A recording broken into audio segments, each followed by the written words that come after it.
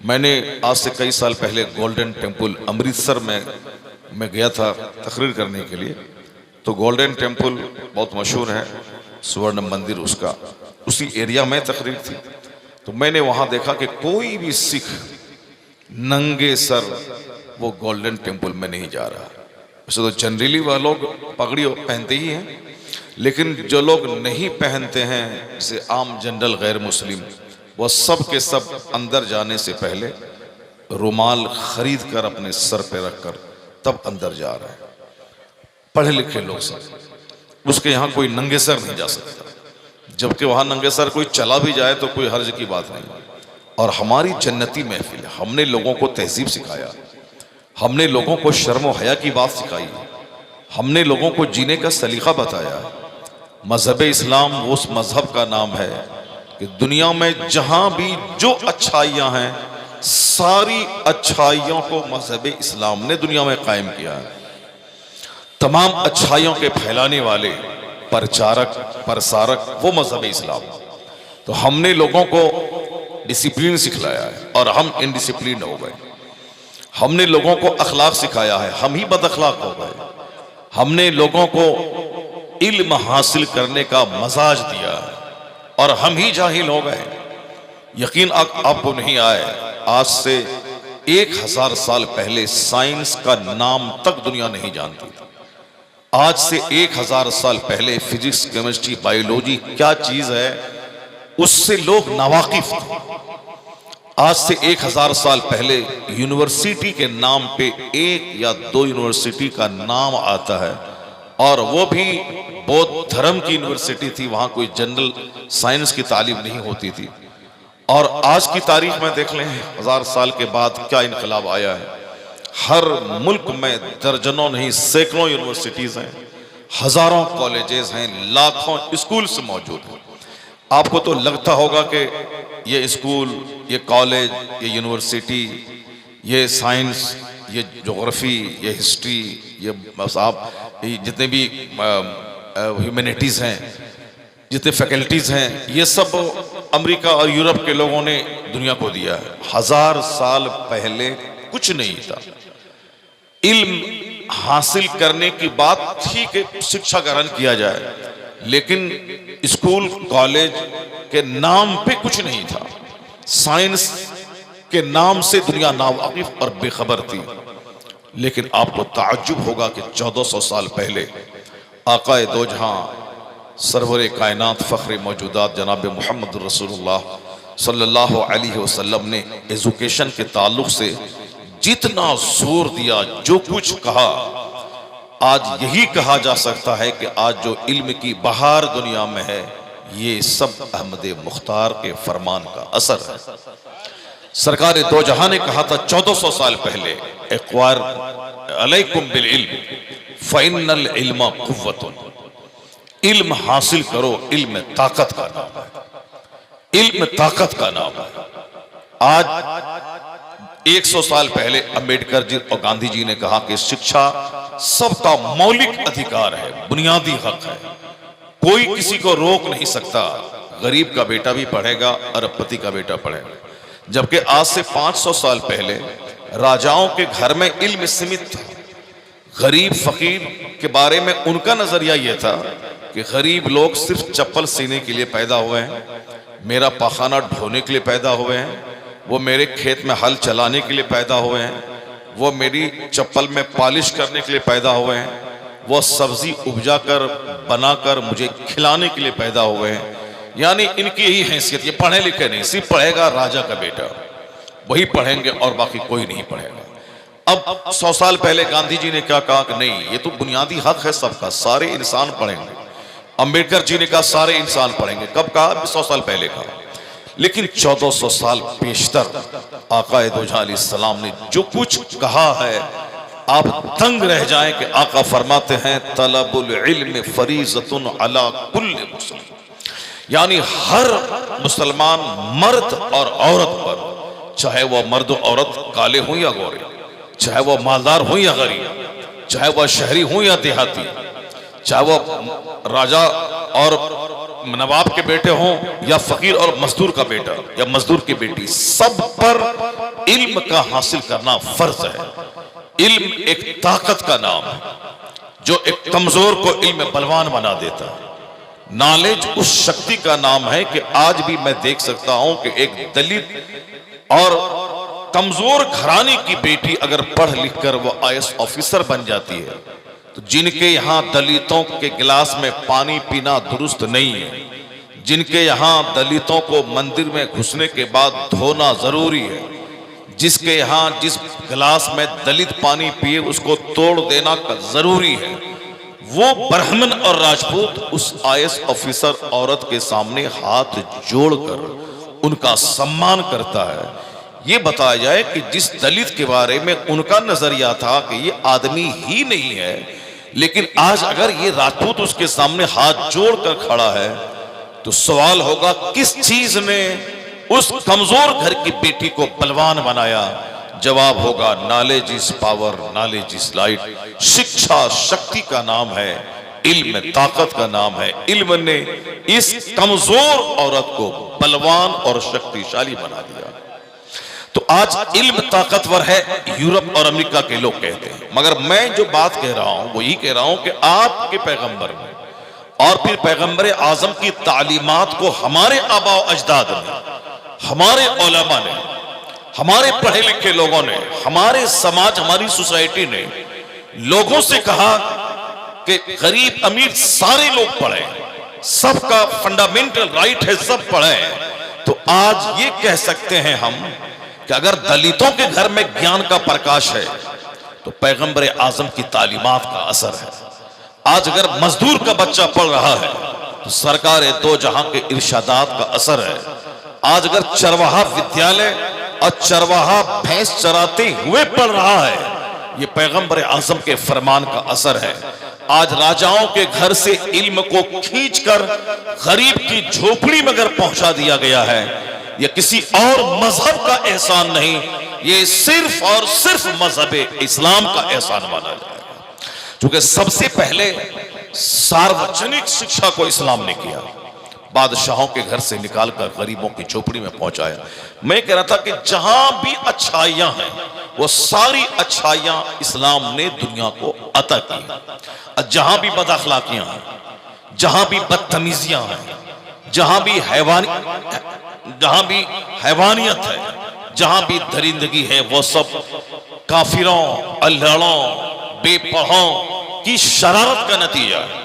लेकिन अफसोस इस बात पर मैं करता हूं कि वो सारी शराफत जो हमारी थी वो गैरों ने ले ली, और वो सारी शरारत जो काफिरों की थी वो हमने ले लिया। अब एक बात सुनिए, पढ़ा लिखा आदमी सीरियस होता है, पढ़ा लिखा आदमी संजीदा होता है। पढ़ने लिखने के बाद दिमाग की ताकत बढ़ जाती है, वो सोचता ज्यादा है, बोलता कम है। पढ़ा लिखा आदमी, पढ़े लिखे की एक बड़ी पहचान है, अकलमंद आदमी सोचता ज्यादा है, बोलता कम है। जैसे पागल बोलता ज्यादा है, सोचता नहीं है। क्योंकि पागल के पास अकल नहीं है, तो पागल बोलता बहुत है, वो बोलता ही रहता है 8 घंटे, 10 घंटे, 24 घंटे, 12 घंटे, रात भर, जहां चाहे वह बोलता रहता है। जिस हालत में वो पागल हुआ है वह बोली ज्यादा बोलता है। अगर वो गाली गलौज करते हुए पागल हुआ है तो अब वो गाली ही बकता रहता है, 24 घंटे गाली बकता है। जिस पोजीशन में उसका दिमाग खराब हुआ है, लोग उसकी बात का बुरा नहीं मानते हैं, इसलिए बुरा नहीं मानते कि पागल है। और जो पागल है वो ज्यादा बोलता है, और कुछ भी बोल देगा, वो गाली दे देगा आपको, आप कुछ नहीं बोलिएगा। क्योंकि अकलमंद गाली देगा तब आपको गुस्सा आता है, तब आप उसका बदला लेना चाहते हैं। लेकिन चूंकि पागल है इसलिए आप उसको सीरियस नहीं लेते हैं। जो पागल है वो बोलता ज्यादा है, और ठीक इसके बरअक्स जो अकलमंद है वह सोचता ज्यादा है, बोलता कम है। जाहिल बोलता ज्यादा है, सोचता कम है।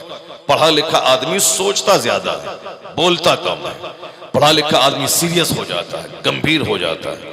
वह खामोशी से दूसरों की बात को गौर से सुनता है, और उस बात से जो कुछ लेना है वो लेता है। यह अकलमंद की पहचान है।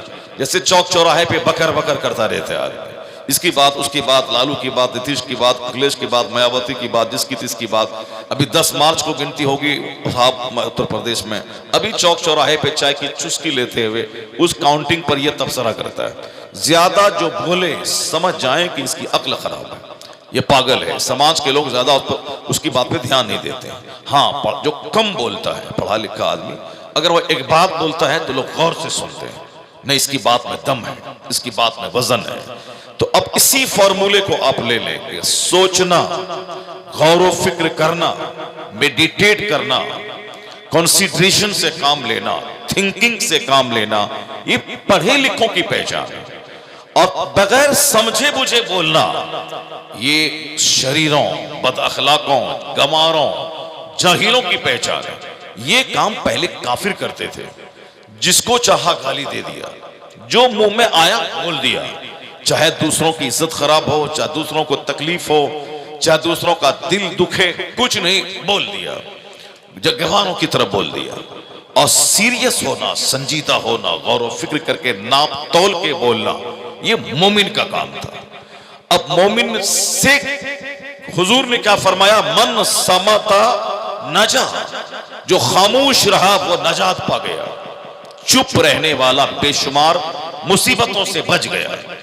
कुफ्र से वह बच जाएगा जो ज्यादा चुप रहता है, शिर्क से बच जाएगा जो ज्यादा चुप रहता है, दूसरों की दिल आजारी से बच जाएगा जो ज्यादा चुप रहता है, दूसरों की इज्जत खराब करने वाले जुमले से वह बच जाएगा जो कम बोलता है, जो चुप रहता है।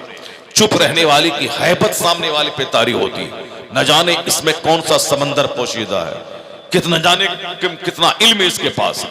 लेकिन जो बकबक किया, सामने वाला आदमी उसको तौल लेता है कि कितने पानी में ये।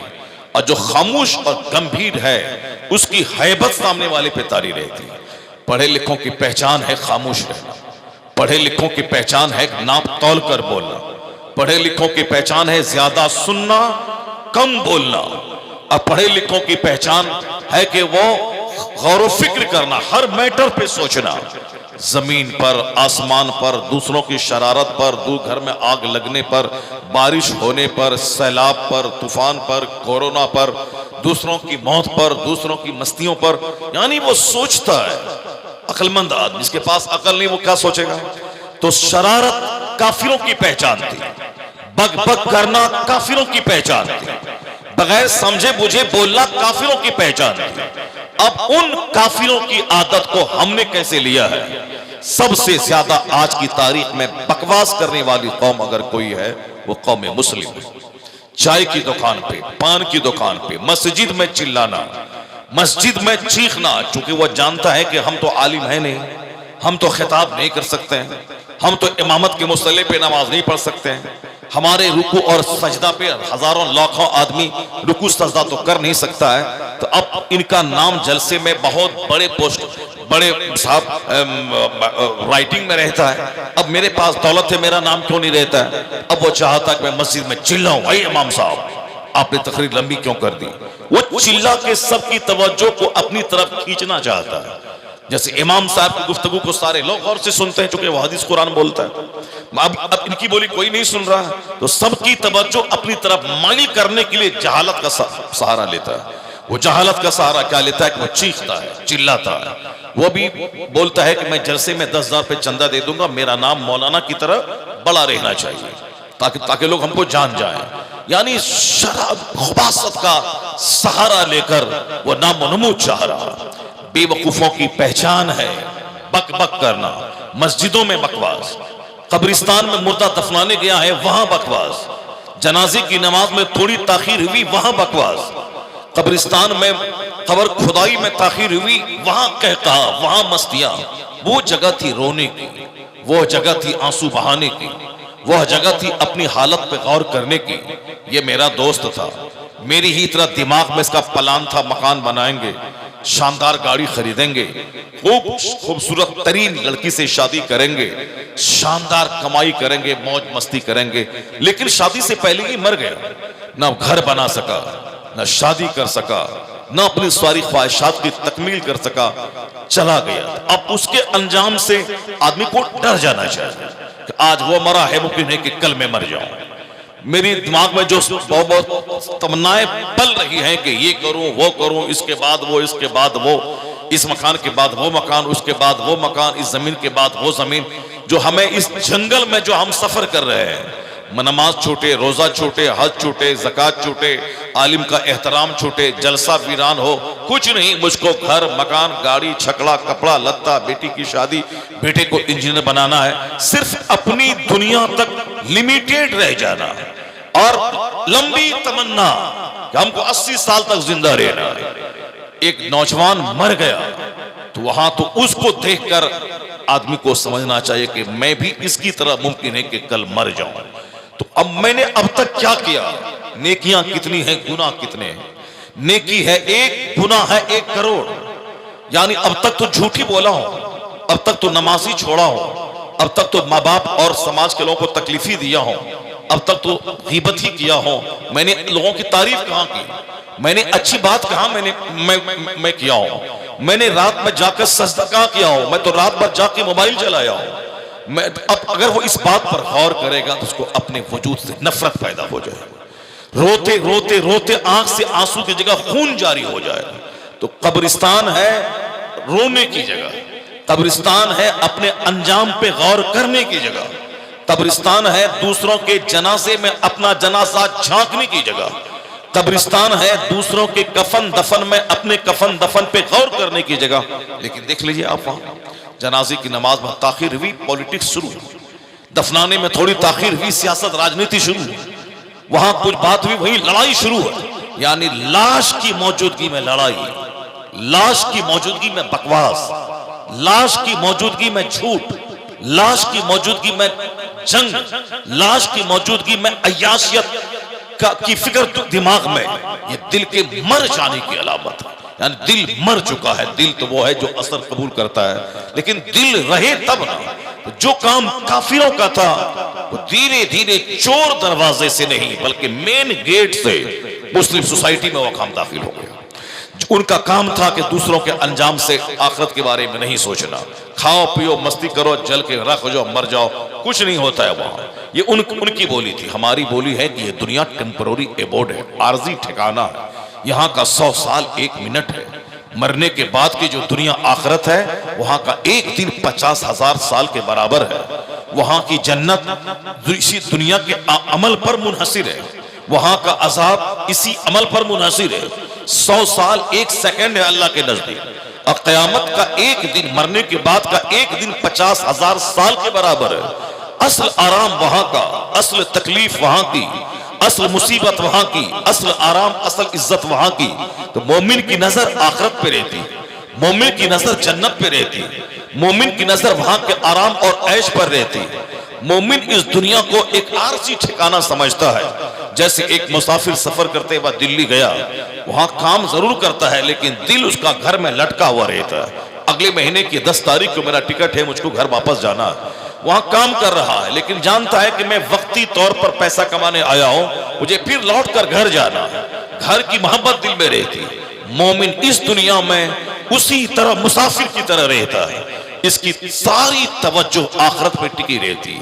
मैं चंद दिन के लिए आया हूं, मुझे जाना है। ये सारी फिक्र आज काफिरों ने ले लिया, और काफिरों की शरारत आज मेरे अंदर आ गई, काफिरों की बकवास मेरे पास आ गई। मेरी खामोशी उसने छीन लिया, मेरी गौर फिक्र उसने छीन लिया, मेरा तफक्कुर तदब्बुर उसने छीन लिया, मेरा मेडिटेशन उसने छीन लिया, पढ़ना लिखना रिसर्च करना ये उसने छीन लिया। मिसाल के तौर पर आप देख लें कि माइक्रोफोन जिसमें मैं बोल रहा हूं, ये माइक्रोफोन किसी मुसलमान के बच्चे ने नहीं बनाया, एक यहूदी ने बनाया। ये मोबाइल जो हम हाथ में लेके 24 घंटे चलाते हैं, किसी मुसलमान के बच्चे ने नहीं बनाया, ये मोबाइल किसी यहूदी ने बनाया। ये व्हाट्सएप यूट्यूब जो मैं चलाता हूं, दुनिया भर के वीडियोस को मैं देखता रहता हूं दिन भर, वो एक यहूदी ने उसको लॉन्च किया, सारा पैसा उसके पास जा रहा। आज हमारे घर में जितने भी ट्यूबलाइट हैं, बल्ब हैं, ट्रैक्टर है, मोटरसाइकिल है, साइकिल है, ग्राइंडर है, फ्रिज है, एसी है, कूलर है, फैन है, सीलिंग फैन है, टेबल फैन है, हाथ में वॉच है, जो कुछ है सबकी तहकीक काफिरों ने दिमाग जला के दुनिया को दिया। जो हमारे नजदीक यहूदी है, जो हमारे नजदीक क्रिश्चियन है, हम ने दुनिया को सोचने का मजाज दिया था, हमने दुनिया को गौर करने का मजाज दिया था। अगर आपको यकीन नहीं आए तो कुरान शरीफ की मैं 2-4 आयतें पढ़ता हूं। अब देखें कि इन आयतों में किस पर जोर दिया गया है। दिमाग जलता है तब माइक्रोफोन पैदा होता है, दिमाग जलता है तब हवाई जहाज पैदा होता है। जब आदमी तन्हाई में बैठकर सारी दुनिया से कट के वह खूब सोचता है तब जाके मोबाइल का फॉर्मूला उसके दिमाग में आता है। लोगों की भीड़ में रहने के बाद कोई चीज दिमाग में नहीं आती, हंसना खेलना मस्तियां करना।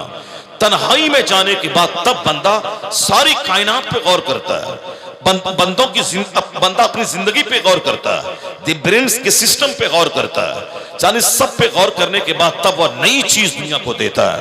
ये काम जो सोचने का पैगाम सबसे पहले कुरान करीम ने दुनिया को दिया। 1400 साल पहले कुरान नाजिल हुआ। कुरान अल्लाह का कलाम, जिस कुरान करीम की आयत पढ़कर मौलाना अपनी गुफ्तगू का आगाज करता है, जहां भी आप तकरीर सुनेंगे हर मौलाना पहले अरबी जबान में अल्लाह की तारीफ करता है। जैसे नहमदुहु व नसल्ली, मैं अल्लाह की तारीफ करता हूं और नबी पर मैं दरूद भेजता हूं, उसका ये माने हुआ।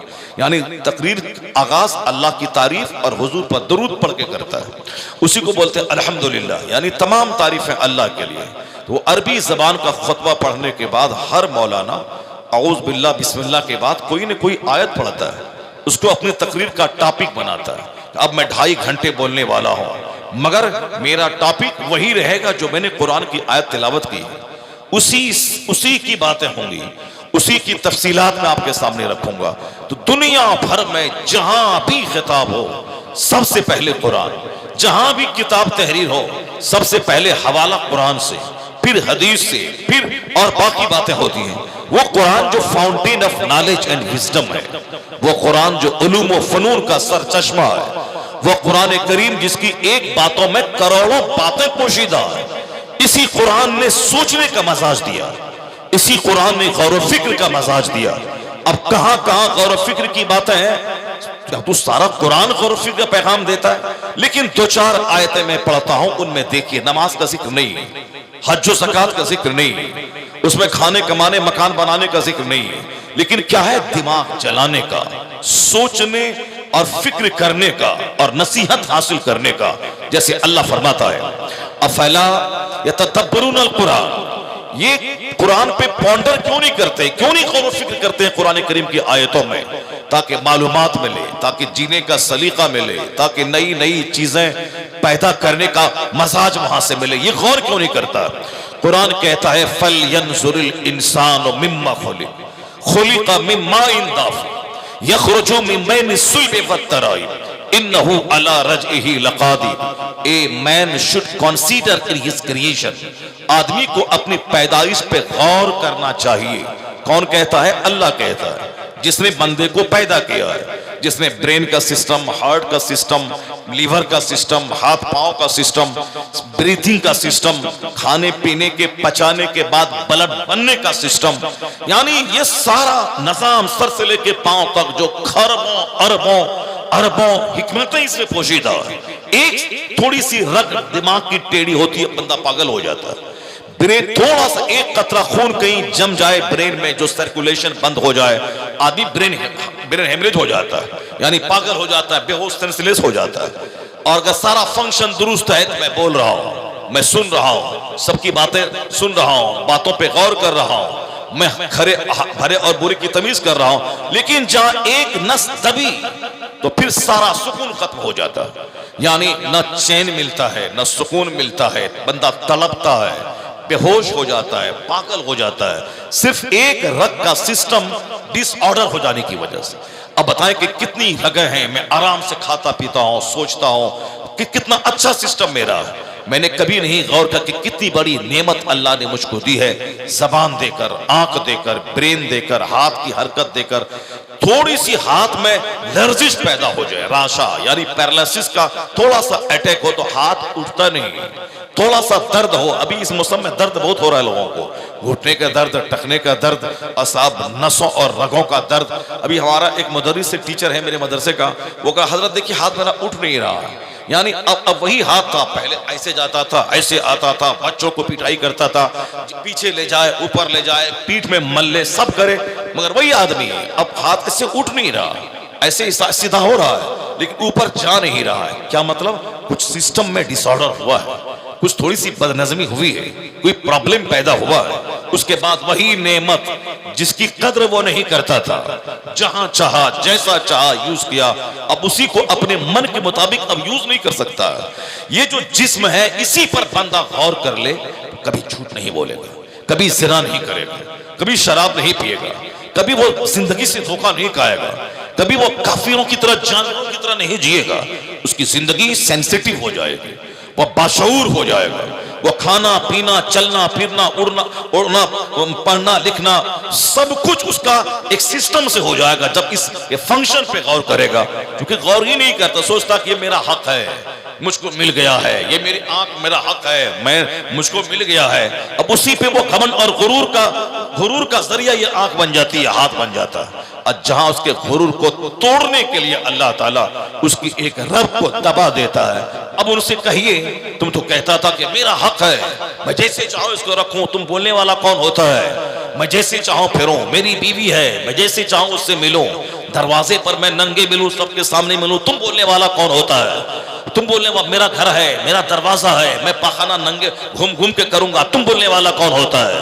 मैं सोऊंगा रात के 2 बजे, मैं उठूंगा दिन के 11 बजे, मैं नमाज फजर की नहीं पढ़ूंगा, तुम बोलने वाला कौन होता है? मैं शराब पीऊंगा, मैं ज़िना करूंगा, मैं अपना पेशाब पीऊंगा, मैं गाय का पेशाब पीऊंगा, तुम बोलने वाला कौन होता है? मैं दिन भर मस्ती करूंगा, रात भर गाना गाऊंगा, मैं शराब पी के गाली दूंगा, तुम बोलने वाला कौन होता है?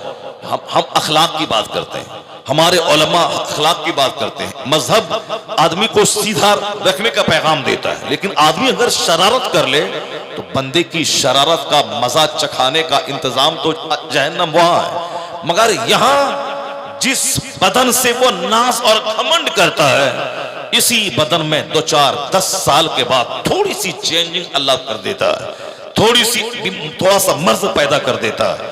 फिर अब उनसे बोलिए, एक आदमी बहुत पकपक समाज में करता था, जिसको चाहा गाली दे दिया, हमारे इलाके का जिसको चाहा गाली दिया, जिसको चाहा माँ की डेकी कर दिया, सब किया। आखिर जमाने में लगभग 10 से लेके 15 साल तक मुंह में जब फालिज का हमला हुआ, अब बोल नहीं सकता था, सिर्फ रोता था वो शख्स। सारा गांव उसका तमाशा देखता था, मैंने भी उसका तमाशा देखा है। मैंने उसकी हिकमत, कैंची की तरह जबान चलने के बारे में खूब सुना था। 1 मिनट वो बात चुप नहीं रहता था। ये मौलाना ऐसा, वो मौलाना ऐसा, ये पीर ऐसा, मैंने इसको देखा, मैंने उसको देखा, मैंने यूं किया, मैंने वो किया। पूरे गांव में हजारों की आबादी, कोई उसके सामने बोल नहीं सकता था। अब वो जो चाहे सो करे, लोगों का बयान है, जिसकी जमीन चाहे लूटे, जिसको चाहे करे, थाना पुलिस डीएम एसपी, यहाँ वहां जिस ऑफिस में जाए बक बक करके पुलिस डीएम को साथ इम्प्रेस्ड कर दे, डीएम भी उसकी बातें सुनने लगे। आखिर फकत में हाल हुआ कि 15 से लेके 20 साल तक जबान में जब फालिज का हमला हुआ, सारे लोग कहते थे ये वही डॉक्टर है। समाज का डॉक्टर भी था, वो बहुत बोलता था, समाज का लीडर था, चौधरी था, प्रधान था। और उसके बाद क्या हाल हुआ? इंतहाई जिल्लत के साथ, बोल तो सकता नहीं था, दिमाग तो रहता है कि ये मेरे बारे में अभी क्या सोचता होगा, कि बहुत बकता था, अब बको, बोलो बोलो, अब ये सोचता होगा। सोच सोच कर रोता था वो, लोगों के पास जाता था, हार्ट की फीलिंग को बयान नहीं कर सकता था, हाथ इशारा करता था।